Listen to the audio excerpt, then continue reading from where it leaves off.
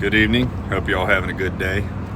We're on day 5. Most people think that plumbing is just pipe and wrenches. Obviously, there's more to it than that.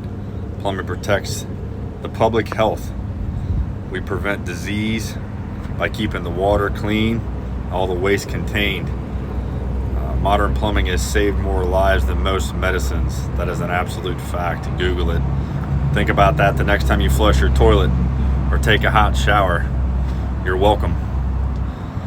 Plumbers are protectors in that sense. We make modern life possible. So if you want a career with purpose, where you're not just working but actually protecting people, be a plumber.